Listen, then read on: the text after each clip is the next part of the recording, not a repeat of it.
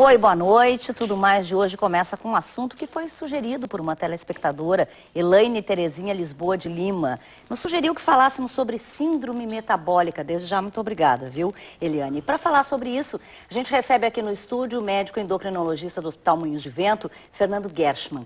Boa noite, doutor. Acho que vamos começar explicando, né, para a maioria das pessoas que não sabem, o que seria a síndrome metabólica. Então, a síndrome metabólica é um agrupamento de condições relacionadas a doenças e que acabam, quando agrupadas, expondo o indivíduo a um risco maior de ter problemas de saúde, como diabetes e doença cardiovascular. O que são esses componentes?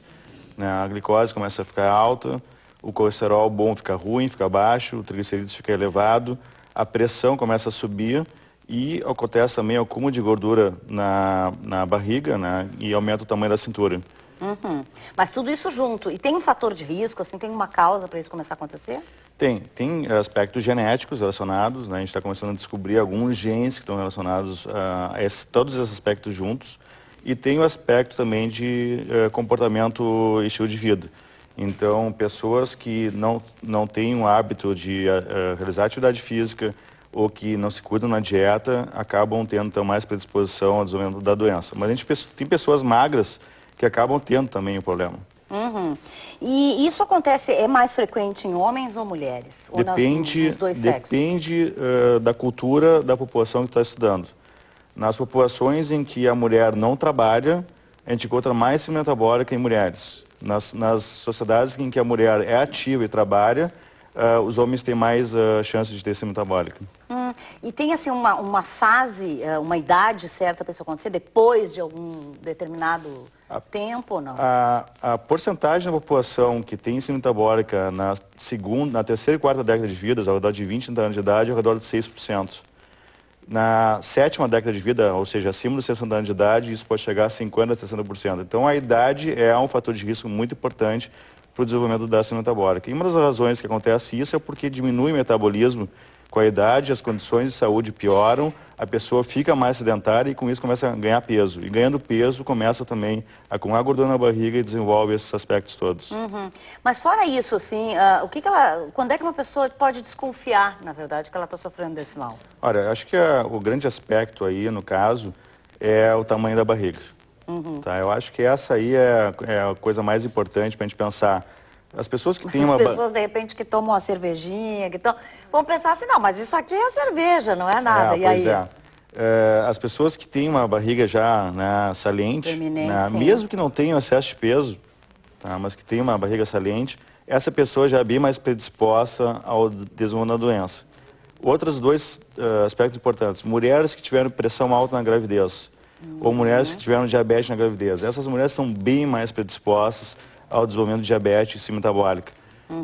E pessoas que são sedentárias, pessoas que têm maus hábitos de vida, pessoas que consomem álcool em excesso, também podem apresentar o problema.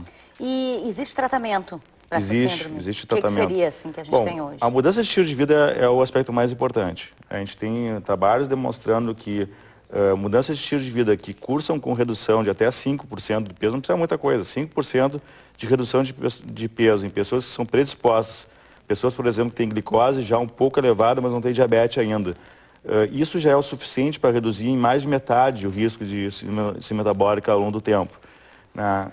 Pessoas que fazem atividade física, fazem uma dieta adequada, têm bem menos chance de desenvolver o problema. Tem medicações que a gente está utilizando hoje e que são dirigidas para determinados tipos de tratamento. Exemplo, diabetes.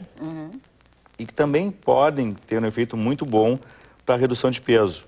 E no momento que tem redução, tem um efeito na redução do peso em pessoas que têm excesso de peso, isso reduz o risco de desenvolvimento da síndrome metabólica ou previne o problema.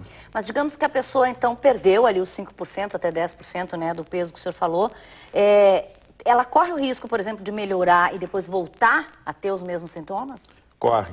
O que a gente sabe é que, por exemplo, pessoas que têm glicose levemente elevada e são predispostas ao desenvolvimento da síndrome metabólica por causa disso. No momento que a gente faz essas mudanças de estilo de vida, e a pessoa caminha mais, faz mais atividade física, ao redor de 3 horas por semana já é o suficiente de caminhadas em ritmo moderado, faz uma dieta adequada e reduz 5% do peso, essas pessoas conseguem atrasar o desenvolvimento do diabetes em 2 anos. Não quer dizer que elas não vão ter diabetes, elas têm um risco aumentado, não quer dizer que elas vão ter diabetes, mas elas têm um risco aumentado, e a gente consegue postergar esse risco em 2 anos. E, na verdade, então, quando a gente fala em genética, né, que pode ser que ter vindo do pai e da mãe, na verdade, o pai, a mãe e avós podem ter tido problemas como diabetes, enfim, outros, e disso ter virado a síndrome metabólica. Pessoas que têm história familiar de diabetes de 1º grau são bem mais predispostas, por exemplo, ao desenvolvimento do problema. Pessoas que têm aquele relato usual do paciente, toda a minha família tem obesidade, né? Essa pessoa tem uma cultura já do comer bem, né? E essa pessoa certamente vai ser mais predisposta ao desenvolvimento da síndrome metabólica. E a pessoa pode ter isso pelo resto da vida?